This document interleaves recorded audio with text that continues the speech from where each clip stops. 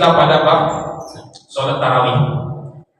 Bapak Ibu yang dirahmati Allah, di dalam mazhab Syafi'i ulama menyimpulkan sholat tarawih itu wahiya 20 rakaatan bi asyri taslimat fi kulli lailatin min Ramadan.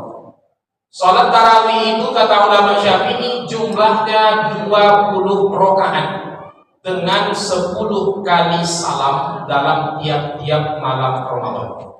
Awak di situ berapa rakaat, Pak? 8. Kalau menganut mazhab Syafi'i 20. Maka ulama Nahdi pada umumnya menggunakan pendapat 20 rakaat dalam melaksanakan salat. Dalilnya mana? Banyak sekali dalil, sebagaimana di zaman Khalifah Umar bin Khattab radhiyallahu anhu, salat tarawih itu dilakukan 20 rakaat dan dibaca 200 ayat. Jadi di zaman Khalifah Umar bin Khattab itu salat tarawih dengan satu imam, Ka'ab yang menjadi imam. Kalau di zaman Khalifah Abu Bakar As-Siddiq, salat tarawih itu di masjid, tapi masing-masing Bapak Ibu sekalian. Ada berkelompok sana, ada yang masing-masing, belum lagi dipimpin dengan satu imam. Di zaman Khalifah Umar dibikin dengan satu imam, lalu dibacalah kurang lebih 200 ayat. Itu di zaman Khalifah Umar. Di zaman Khalifah Utsman pula 20 rakaat, ayatnya lebih panjang. Saking panjangnya, makmum membawa tongkat. Untuk apa? Bersandar supaya kuat tegak dalam sholat tarawih. Kalau awak gini bawa tongkat juga, untuk apa? Nokok imam kalau bacanya panjang betul. Nah, itu beda waktu zaman Khalifah Utsman. Cukup panjang sedikit. Ada video viral juga. Panjang baca imam maju, makmum untuk ke depan dilempar nih imam pakai sendal. Kan ada tuh video viral itu. Apa sebab panjang betul baca imam. Di zaman Khalifah Utsman panjang sekali, bahkan sampai hampir masuk waktu subuh. Nah, itu lamanya sholat tarawih di masa ini. Sedangkan pendapat yang 8, ada sebagian kalangan ulama Syafi'iyah yang berpandangan juga 8, sebagaimana mazhab yang lain. Hadisnya juga yang dipakai hadis sahih. Hadis ini biasanya diambil dari riwayat Abu Salamah.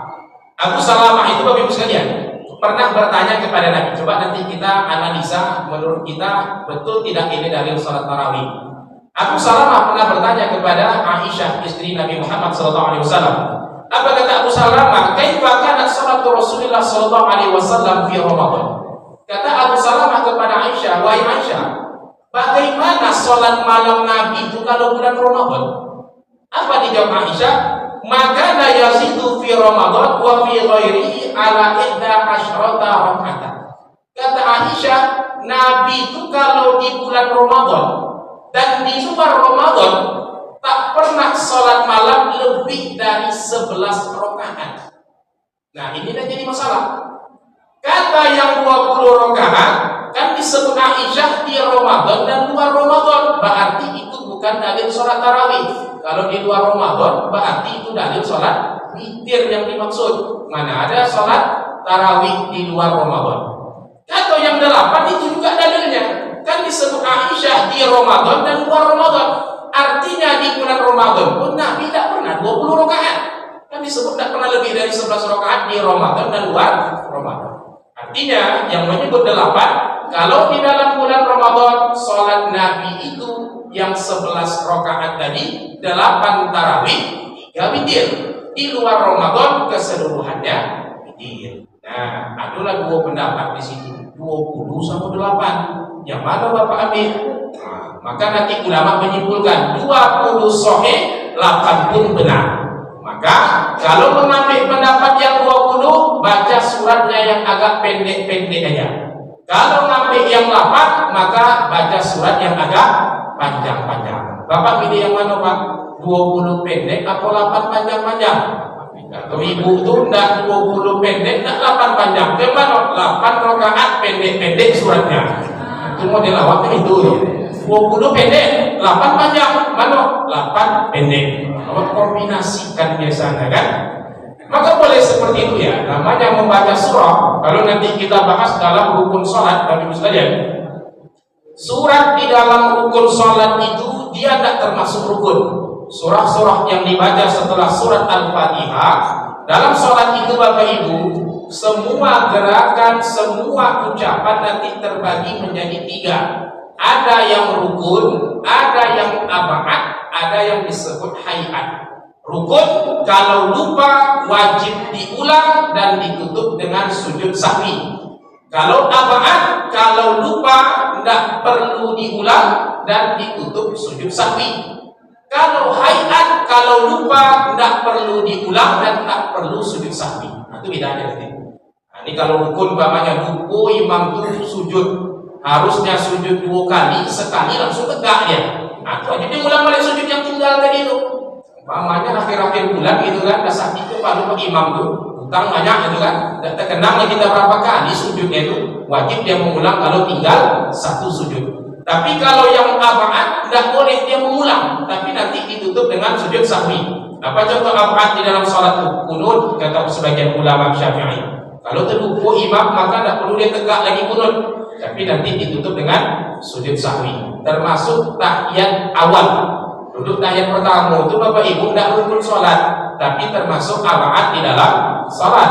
Andai terlupa imam itu duduk tahiyat pertama langsung tegak dia, boleh tidak dia duduk kembali untuk mengulang tahiyat pertama? Jawabannya tak boleh. Kalau nak tegak dia tak boleh, kecuali baru akan tegak.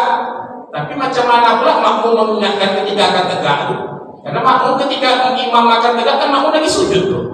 Kecuali makmum itu ngintip-ngintip sedikit gitu kan. Nampaklah imam kan tegak subhanallah, saya langsung duduk tuh. Tapi kalau sudah tegak sempurna imam, dia ucapkan Allahu Akbar, mau tidak mau, makmum cuma mengingatkan subhanallah, tapi tetap mengikut tegak dengan imam. Tidak boleh imam duduk lagi, tapi nanti ditutup dengan sujud sahwi. Tapi kalau hayat tidak. Maka kalau lupa baca surat sudah Al-Fatihah langsung rukuk umpamanya, maka tidak perlu nanti mengulang tegak baca surat lalu pakai sujud sahwi pula. Itu yang pertama Bapak Ibu sekalian. Maka boleh kita melaksanakan 20, maka itu di masjid-masjid paripurna provinsi. Kita ada 2 masjid paripurna provinsi, ada Masjid Raya, kalau dulu Masjid Agung namanya, sekarang Masjid Raya Anur, satu lagi Masjid Raya Hubul Wafat. Itu biasanya dibikinlah 2. Nah, dibikin 2 cara. Kalau dulu tidak tahu sekarang, biasanya imam ketika nanti sampai 8 rakaat, mana yang 20 rakaat tetap lanjut, mana yang 8 mundur ke belakang. Biasanya macam itu sekalian. Nanti ketika selesai yang 20 rakaat, yang 8 ke belakang tadi baru ikut mengambil saf lagi, sholat witir berjamaah. Nah, dipakai 2 pendapat ini. Nah, ini dia. Kemudian itu kalau kita ikhtilaf dalam bab 20 ataupun 8. Tetapi di Madinah, orang di Madinah di Masjid Nabawi dulu Bapak Ibu sekalian, salatnya 36 rakaat. Maka itu nanti ada ulama yang menyimpulkan salat tarawih itu tidak terbatas berapa jumlah rakaatnya. Karena di Masjidil Haram, orang-orang dulu salat di Masjidil Haram itu 20 rakaat, tetapi setelah setiap 4 rakaat mereka tawaf. Sementara di Madinah mereka tidak bisa tawaf, maka mereka memperbanyak rakaat salatnya. Nah, ini nanti kebiasaan di Masjid Nabawi. Kemudian yang kedua, ini juga masuk pertanyaan selain dari jumlah. Di sini dijelaskan Bapak Ibu sekalian, wa waqtuha baina shalatil isya wa thulu'il fajar. Pelaksanaan salat tarawih ataupun witir itu dilakukan antara salat isya dan belum masuk waktu azan subuh. Muncul masalah. Nah, contoh kasus macam ini. Di hari kedua Ramadan, berarti buku pertama untuk Bapak Ibu. Kita kan kalau hari pertama kan langsung tarawih malam, belum ada puasa, besok baru puasa. Nah, malam kedua, karena hari pertama puasa, hari pertama berbuka, biasanya kita kan semangat berbuka. Apa yang terjadi? Dijamaklah makan bapak tadi. Karena ibu biasanya segala macam kolak ini tuh, segala macam sirup, lauknya macam-macam. Akhirnya makan pagi, siang, malam dijamaklah satu waktu pas buka pertama. Akibatnya pas sholat isya tidak sanggup bapak tadi tegak lagi. Udah banyak betul isi perutnya. Ditunggunya lah di rumah menjelang isi perut tadi turun. Sampai sudah reda perut tadi barulah ke masjid. Ternyata di masjid orang sudah mulai sholat tarawih. Nah, ini contoh kasus ini. Kita masbuk datang ke masjid, orang sudah sholat tarawih. Apa kira-kira yang bapak ibu lakukan? A. Ikut langsung sholat tarawih. B. Kita sholat isya dulu di belakang sholat. C. Balik dia lah ke rumah orang sholat tarawih. Dan C. Kau boleh banyak jawabannya kok. Atau D. Kita sholat di belakang imam tarawih tadi, tapi niatnya sholat isya. Yang mana kira-kira bu? Nah, yang mana pak? D. Kata pak imam di depan, kata bapak depan D. Kalau ibu yang mana bu? Yang C lah nak. Nah, dua lah mulai tarawih orang balik dia lawak lagi kan? Biasanya itu tu. Walaupun prakteknya banyak yang ABD, tapi pada praktek aslinya C. Kalau boleh banyak, ayo dah mulai tarawih lah dengan balik ke belakang. Ada yang menjawab B. Kami kan sholat isya dulu di belakang, baru kemudian tarawih. Ini betul sebenarnya. Tapi ceritanya di malam kedua, Bapak Ibu sekalian, malam kedua itu dapat sholat di dalam masjidnya hebat tu lah. Apalagi sholat isya sendiri di belakang. Di mana tempatnya tu? Malam kedua tu pintu tu aja payah dibuka misalnya. Ada masjid kita ni 20 sab ke belakang, tidak kurang.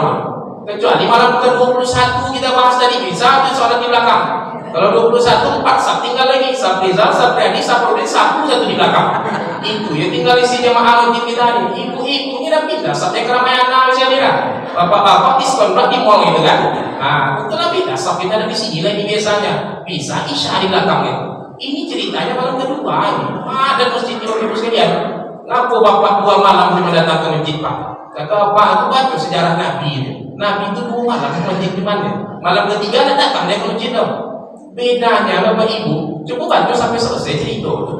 Nabi 2 malam dia tarawih di masjid, 28 malam di rumah. Bapak tu 2 malam di masjid, 28 malam tak solat dia. Itu beda waktu Nabi itu kan. Nabi kenapa dia tidak sholat 20-30 malam di masjid? Karena di masa Nabi hidup syariat masih ditetapkan. Nabi khawatir kalau nanti dibikin 30 malam di masjid, takut tarawih itu diwajibkan atas kaum muslimin. Setelah Nabi wafat ditetapkan jumlah sholatnya ini tidak wajib, sholat sunnah, barulah para ulama ar-rasyidin membuat sholat tadi secara berjamaah, karena akan mungkin berubah hukumnya lagi, tetap sunnah dia gitu kan. Maka dibikinlah secara berjamaah di masjid.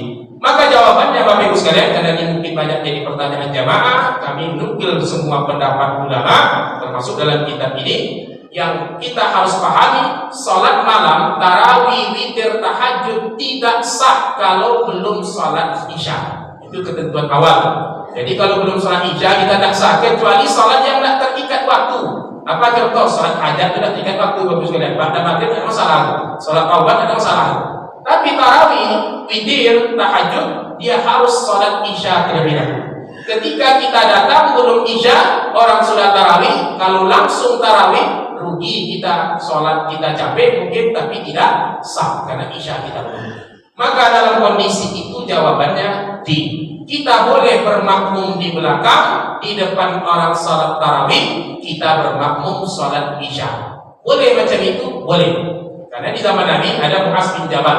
Mu'az bin Jabal pernah sholat isya bersama Nabi Muhammad SAW. Lalu beliau pulang ke kampungnya. Sampai di sana ternyata kaumnya belum sholat isya.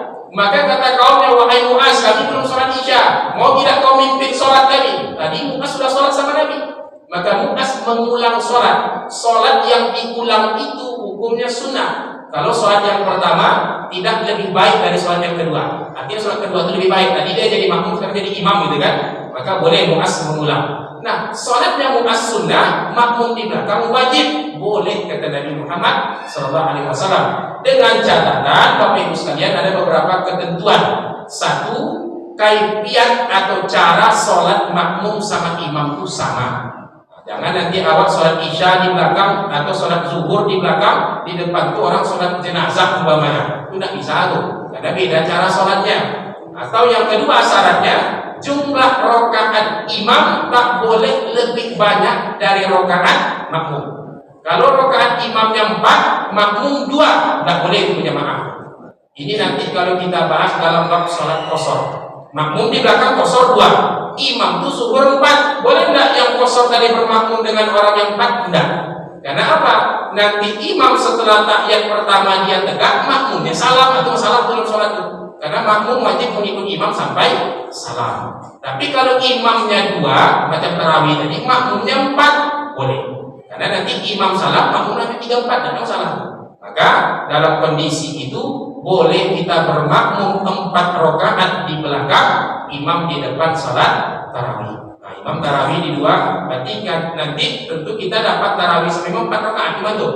Nah, sisanya nanti kita kerjakan sendirian, ditutup dengan salat witir. Nah, itu nanti kaifiatnya Bapak Ibu sekalian di dalam pelaksanaan salat tarawih. Nah, jadi jangan yang ciulan tipunya balik ke rumah pula karena orang sudah salat tarawih. Yang paling aman datanglah cepat sedikit. Biasanya kalau malam 1, 2, 3 sampai ke teras biasanya jamaah sholat itu. Makanya berkali-kali kami menyampaikan masjid yang selalu ramai jamaah itu yang dekat-dekat sini lah, yang di jalan Serang Tungku. Nah, itu yang malamnya sampai malam ke 30 tuh ibu sekalian di rumah tahanan kan. Nah, itu yang jamaahnya full sampai malam ke 30. Kalau bapak nak belajar macam mana pengurus kok bisa mempertahankan jamaah sampai malam terakhir, studi banding lah ke situ.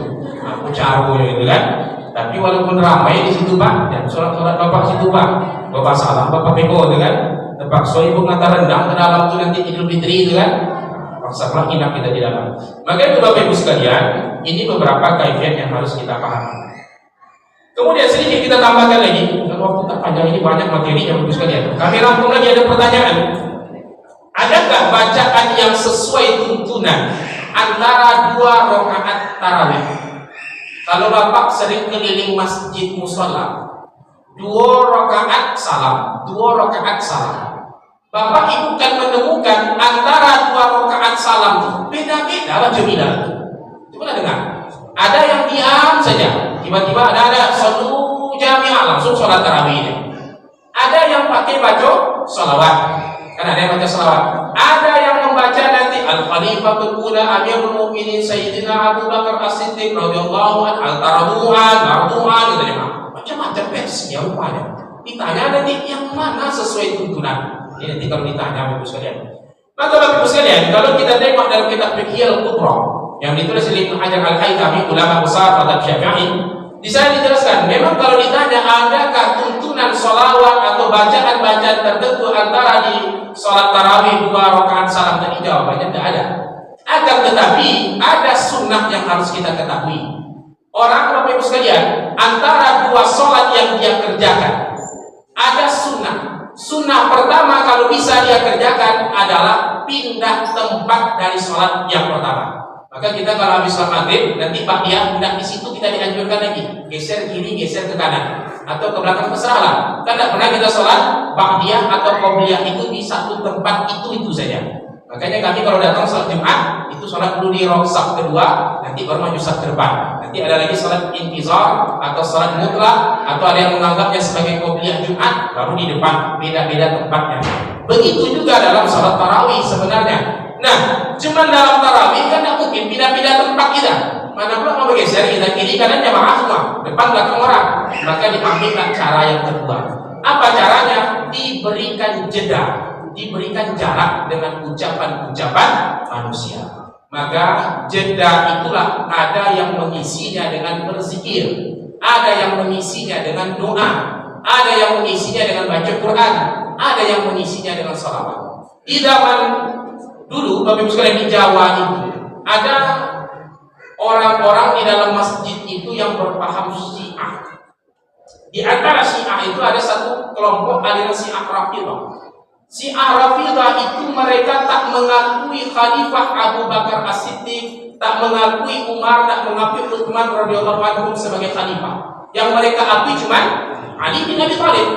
Maka menghindari adanya Syiah di dalam masjid itu, maka Bilal kemudian membacalah Al-Khalifatul Ula Amirul Mukminin Sayyidina Abu Bakar As-Siddiq radhiyallahu anhu al-Tarabu'an, khalifah kita yang pertama Abu Bakar As-Siddiq radhiyallahu anhu, kalian ridho tidak dengan dia?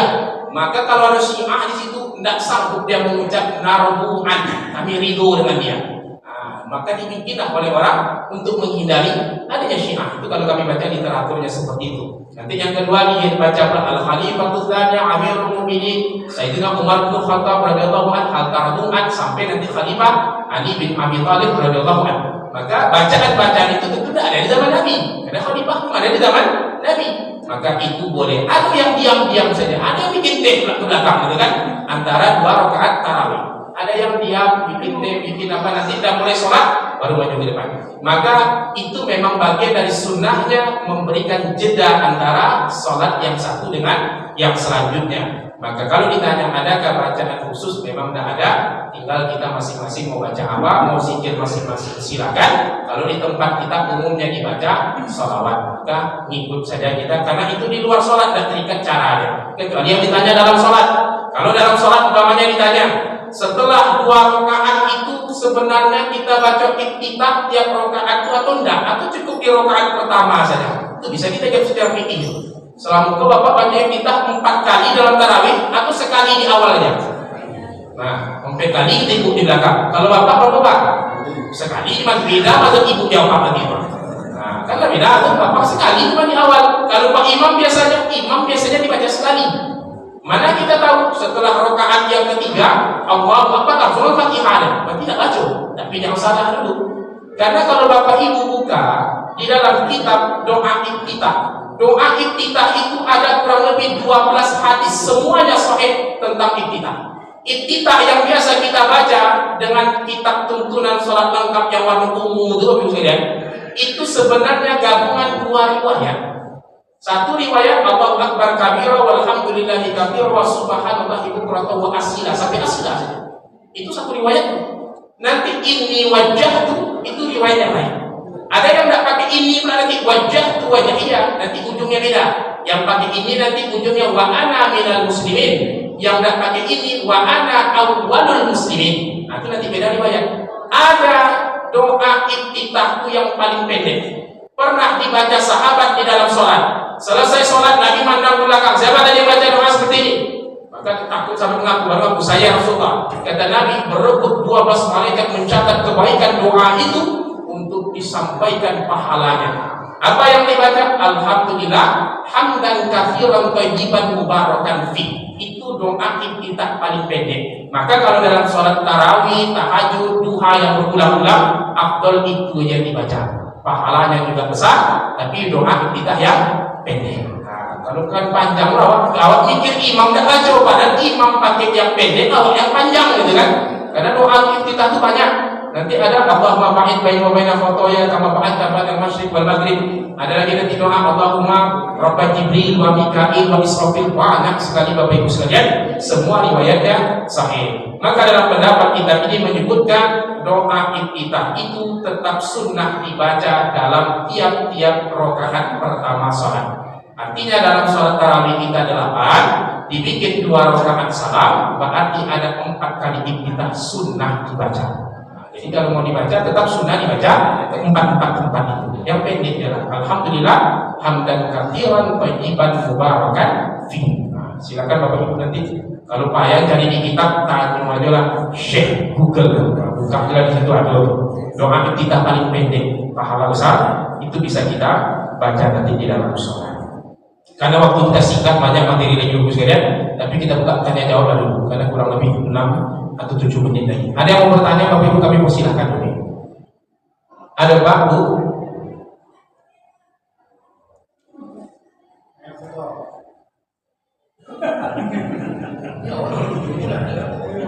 Ada 10 menit gitu. Ada yang mau ditanyakan Bapak Ibu? Bu, ada yang mau ditanya Bu? Nah, silakan Pak.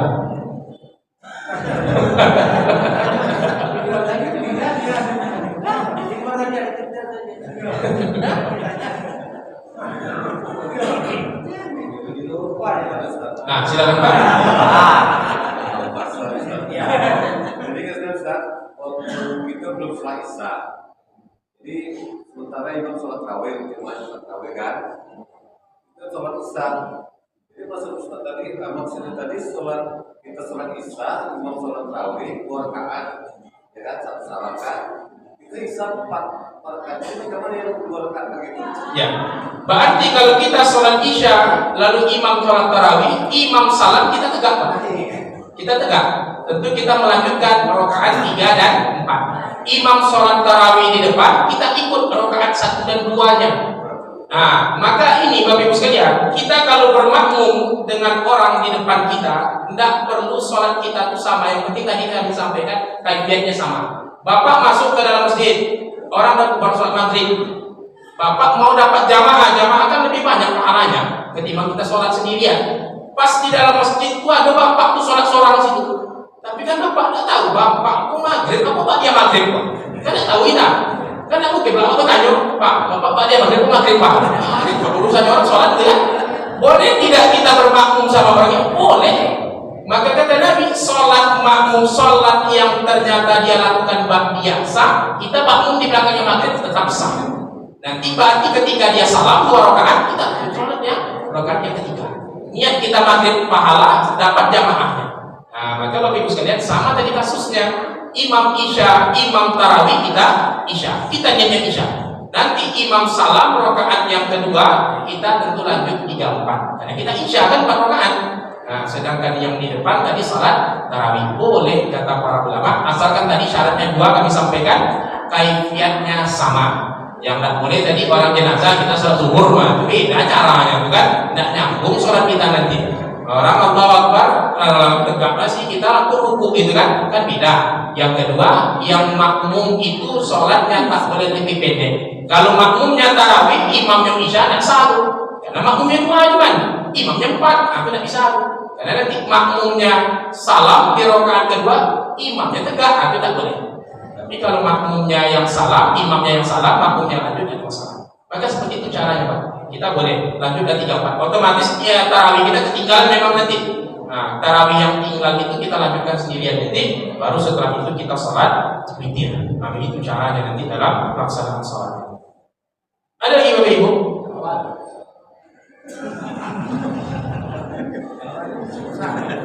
Iya Pak.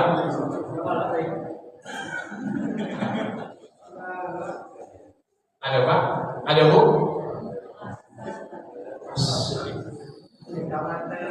Makan habis sisa Bu. Ya lu makannya agak payah udah habis kan? Iya Pak?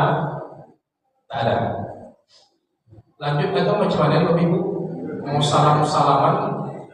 Ya, kita lanjut berarti sampai azan. Nah, baik Bapak Ibu sekalian yang dirahmati Allah. Kita lanjutkan. Maka itu tadi beberapa ketentuan kaifiat salat tarawih. Kemudian kita lanjut sedikit masalah salat witir. Ada jamaah juga bertanya, kami rangkum ini banyak pertanyaan ini. Kami buat kertas, aku yang ditanya jamaah selama kajian kami catat. Karena kami memang biasa mengisi kajian tinggi ini, Bapak sekalian, kami catat, kita cari rujukan-rujukan pendapat ulama tentang itu. Ditanya pula oleh jamaah, kalau sudah salat witir di masjid ketika tarawih, nanti kita tahajud malam, boleh tidak witir lagi? Nah, itu pertanyaan sering juga ditanya. Maka jawabannya Bapak sekalian, Nabi Muhammad SAW mengatakan la witraini fi lailah. Tidak ada 2 witir dalam satu malam. Witir itu secara bahasa artinya ganjil. Kalau Bapak Ibu mengulang witir 2 kali, 3 di masjid, 3 di rumah, 3 tambah 3, 6. Tidak ganjil lagi, dia genap jadinya. Tidak witir lagi namanya. Maka mana yang lebih afdal? Dua-duanya afdal.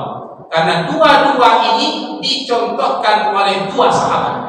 Abu Bakar As-Siddiq radhiyallahu anhu ketika ditanya bagaimana witirnya Abu Bakar itu witir setelah ba'diyah isya, sebelum tidur. Maka sebelum tidur Abu Bakar dia witir dulu, baru tidur, nanti bangun tahajud tidak pakai witir lagi. Sedangkan Umar bin Khattab radhiyallahu anhu beliau witirnya setelah salat tahajud. Maka dua-dua itu contoh kalau kita witir ba'da tarawih mengikut apa yang dicontohkan Abu Bakar As-Siddiq. Mengikut nanti setelah sholat tahajud kita tidak ikut witir bersama imam, mengikut apa yang dicontohkan Umar bin Khattab radhiyallahu anhu. Maka dua-duanya boleh, yang tidak boleh dibikin 2 kali witir, atau yang tak boleh lagi yang tak witir sama sekali. Nah, itu yang jadi masalah, kan? Apa itu tidak boleh witir dia di masjid, di rumah. Di rumah tidak witir rupanya, kan?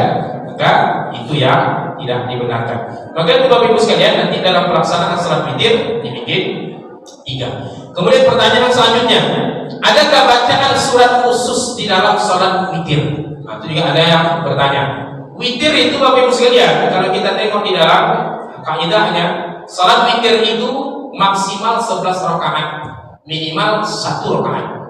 Kalau cuma 1 rakaat, hadis menyebutkan Nabi membaca surah Al-Ikhlas di dalam 1 rakaat witir.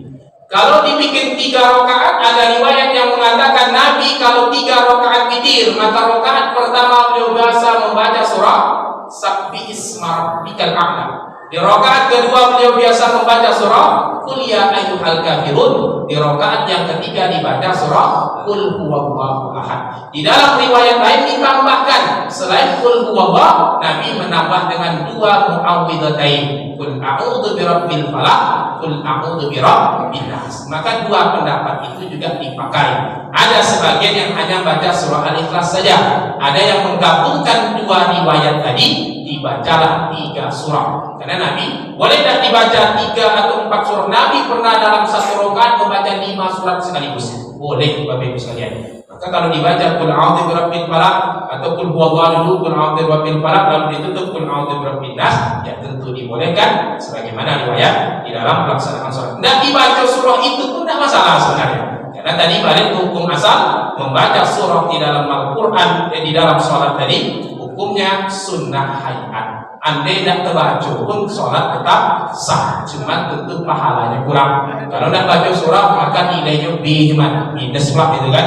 Kalau dibaca suratnya tadi dapat nilai plus A, itu bedanya. Sholatnya tetap sah. Satu lagi yang perlu kami tambahkan Bapak Ibu sekalian, ini kita dalam pelaksanaan sholat tarawih itu ada satu kebiasaan kita melewatkan sholat ba'diyah isya langsung tarawih. Padahal kalau kita bisa meranking sholat yang paling tinggi pahalanya tentu sholat 5 waktu Bapak Ibu sekalian.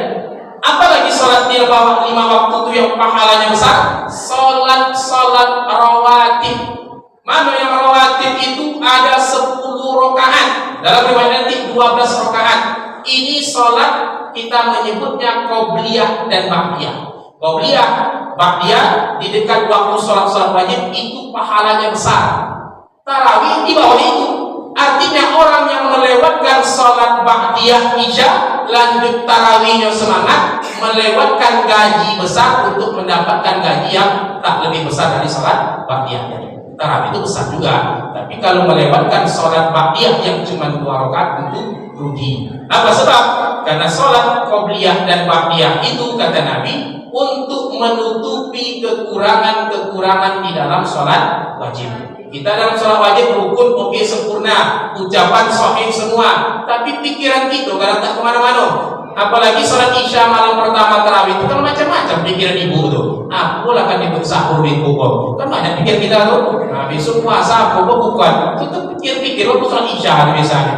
Nah, berkurang pahala di sana. Apa yang menutupinya? Sholat ba'diyah. Dah berat 2 rakaat, pahalanya besar. Jangan yang besar ini kita tinggalkan, tapi tarawih kita semangat. Bukan berarti kita boleh tinggalkan tarawih, tapi maksudnya dikerjakan dua-duanya dapat